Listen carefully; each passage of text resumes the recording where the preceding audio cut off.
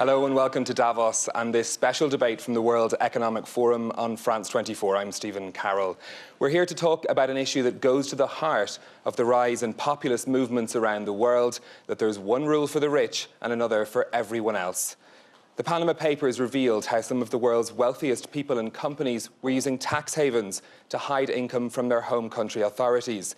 The revelations have raised difficult questions about transparency in a globalised economy and how best individual countries can ensure they're getting their fair share from corporations that make massive profits on their territory. This is a problem that concerns governments, companies, institutions and citizens. And to talk about it, I'm joined by a panel of distinguished guests. On my left, Isabel Samala de Alvarado, the Vice President of Panama. Thank you very much for being with us. Valdis Dombrovskis, Vice President of the European Commission with responsibility for financial services and the Euro. Winnie Byanyima, Executive Director of Oxfam International. Angel Gurria, Secretary-General of the Organization for Economic Cooperation and Development, the OECD, and Mateusz Morawiecki, Deputy Prime Minister and Finance Minister of Poland. Thank you for all of us, for being here with us. I'd like to start with a figure, if I may, $240 billion. That's what the OECD estimates countries are losing in tax revenues every year from profit shifting by multinationals. Angel Gurria, we have 100 countries signed up now to the exchange of information, 100 countries and jurisdictions, I should say, where they have assets, the profits that they're reporting, how many employees they have. Are these rules making a difference? Absolutely. And that includes Panama, by the way, which is going to, has already joined us, has already signed. Now they're in ratification of their instrument. So a message to the Panamanian Congress, please, pass the law. Yes, it'll make a difference. And let me tell you why. Because we have 70 billion have already been received. It's not about the potential. 70 billion have already in the coffers of the countries participating in the system, just from the automatic exchange of information by individuals. So nowhere to hide. 130 jurisdictions, more than 100 countries committed to the process. Then multinationals, where the potential of loss is up to 240, so we have to be making inroads into the 240 billion. Then getting the developing countries to also enjoy the benefits of these packages and these new proceedings, these new findings, these new discoveries, and the technology involved, the method involved, and last but not least, what we call tax certainty. That means the messaging that you can't be changing the tax system all the time. Complying with the tax system does not mean you change it. Complying with the tax system means you enforce it. And as I said, we already have 70 billion worth so far. Why? Because people now understand it's inevitable that next September, countries can start exchanging automatic exchange of information, and therefore the authorities are going to get all the information. Did you report to them? Well, yes, no problem. Did you not report to them? Then you're going to get an invitation to have a cup of tea, So it's a dramatic transformation of the tax regime, of the international tax regime. Well, let me quote President Putin. Why? Because we were in St. Petersburg when we launched this in the G20, and he was chairing. He said, it is the most dramatic transformation, the most revolutionary transformation in the international tax regime in 100 years. Not a bad start. Okay, Vice President, Panama's obviously come in for an awful lot of attention since the Panama Papers were released. What's been your experience since then, and what have you been taking action on? Let me begin by saying, and thank you for the opportunity of sharing our ideas. Panama understands, and as a government authority, we understand clearly the importance of taxes to finance development, to do what we have to do. And we understand not only the importance of collecting taxes for our country's purpose, but the importance of aiding other countries to ensure that there is no evasion and to cooperate in that light. We have, and I must say, ever since we took office 2.5 years ago, we have established a very clear roadmap, and we have taken every measure that we needed to be taken. And this was way before the Panama Papers, as I must say. When we assumed office 2.5 years ago, Panama was far behind in many areas, including that we were, for example, in the FATF's gray list. And we established a roadmap, very aggressive, and we passed all the legislation we needed to pass within 9 months with a Congress where we are a minority. And we were able to be removed from FATF's gray list. And before the Panama Papers, President Varela announced at the General Assembly of the United Nations Panama's commitment to automatic exchange of information.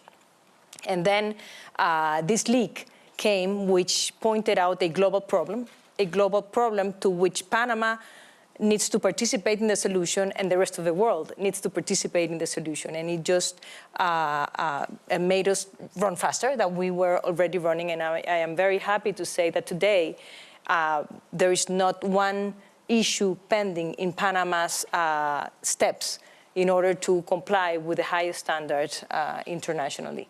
So we have taken all the measures that needed to be taken. We are concentrated as well in the strengthening of our institutions. And we are also concerned, and this is an issue that we wish would be discussed further, how to ensure that this global effort takes into consideration the reality of developing countries and the necessity of the financing for development, and to ensure that we do not unintendedly have consequences on the financing for development, which is very important. This is a good point to go to you, Winnie Byanyima. I'm going to read you a quote of something that you said last September. You said that abuse by corporates and individuals leads to poor countries losing 170 billion in desperately needed revenues each year. This is a problem that often focuses on the developed countries, but the impact really is much more profound on developing countries. Absolutely. And in fact, we need to look at this problem of tax dodging in connection with the issue of rising inequality. They are connected. And there's a human rights issue there. We have to see it as such.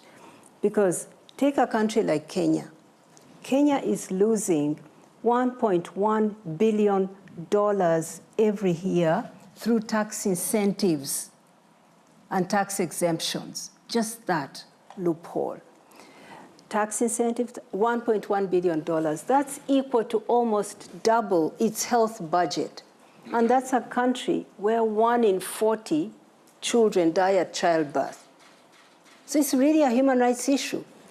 And yes, there's been progress, but I want to say I can't compete with Angel in strength of voice. But in opinions, I feel that we differ here.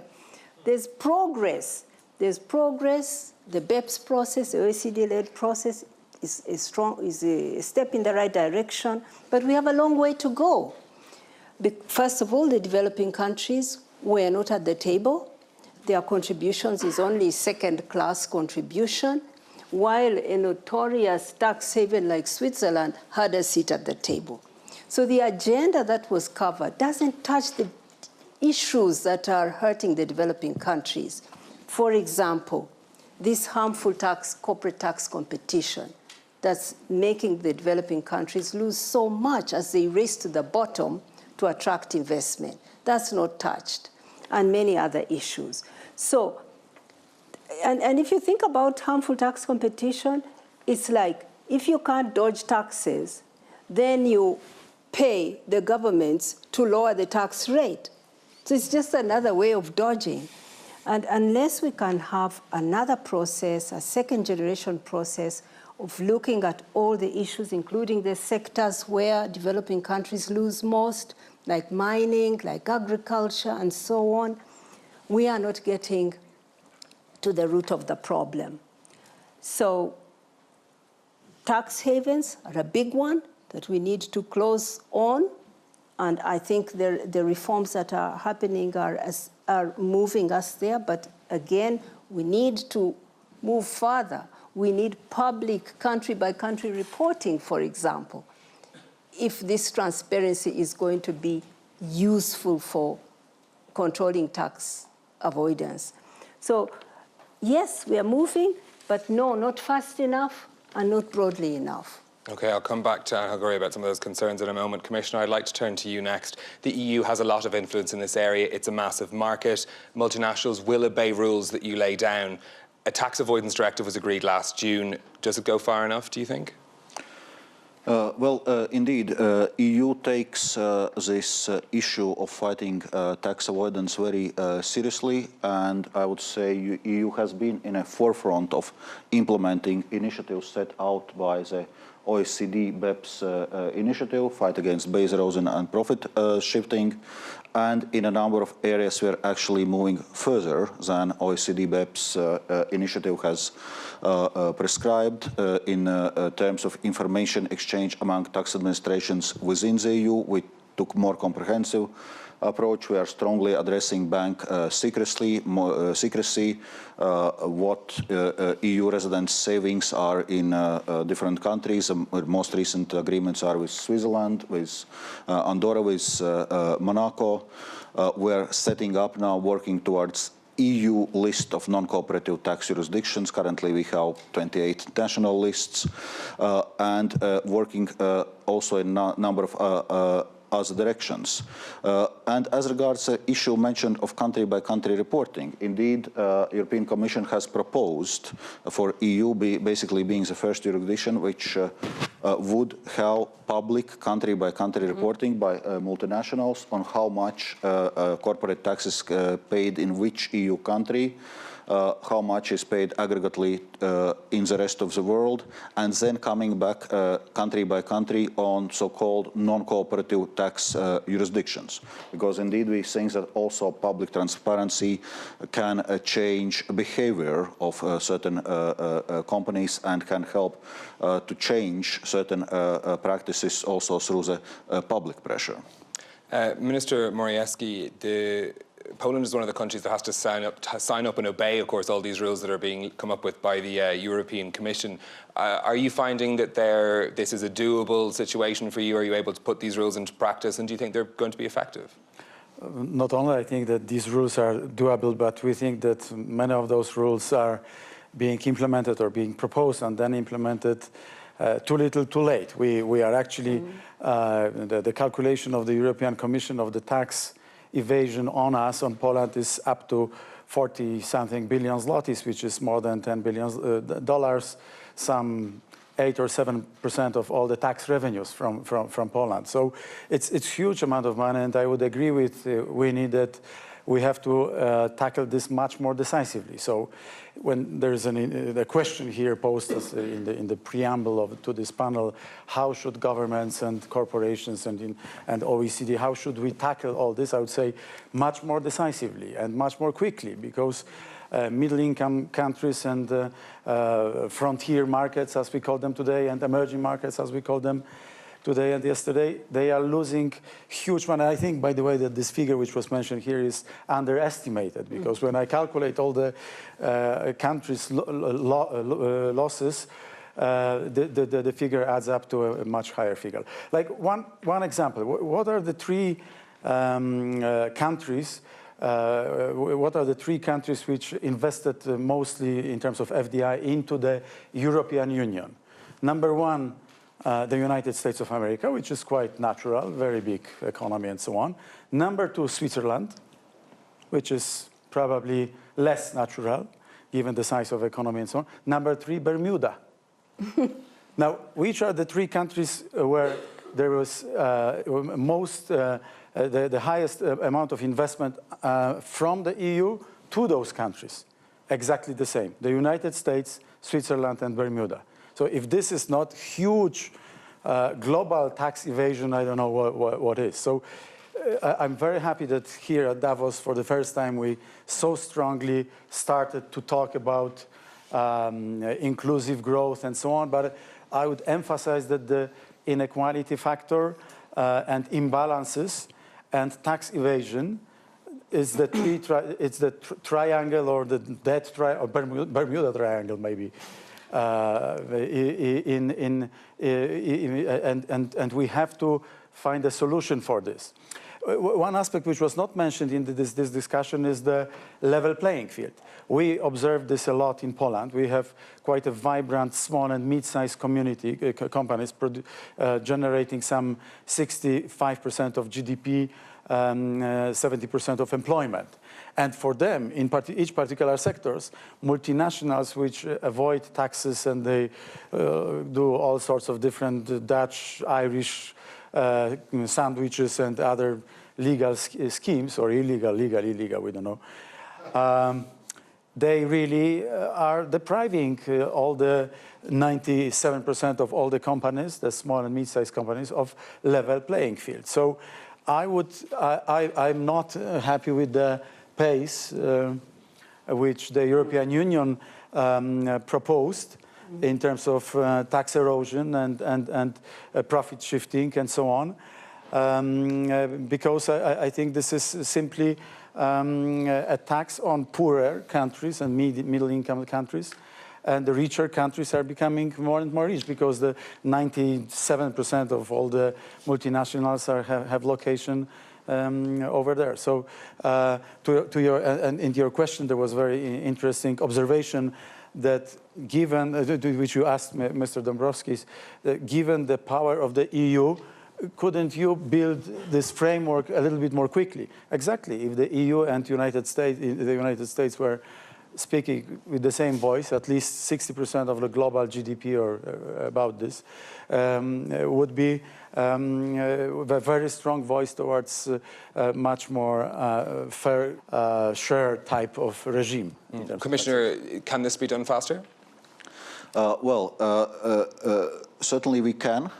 But let me explain a little bit the institutional structure on taxation in the EU. It's European Commission which comes up with the proposals for directives, for regulations, and then it requires, in a field of taxation, unanimous support of EU member states. So in a sense, I can head back to the question to Mr. Morawiecki, can member states agree quickly to the European Commission proposals?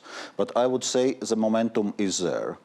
Panama leaks was certainly one important element, but this momentum was actually there already before, because as a response to the crisis, many EU member states had to do fiscal adjustment, and this inevitably raises this question, well, we now need to do fiscal adjustment, take very painful measures, and how comes we see that profit is shifted somewhere outside, and we really want to follow this principle that corporate tax is paid where real economic activity takes place. Okay, we're going to take a short break. On that note, please do join us after the news headlines for more from the World Economic Forum in Davos.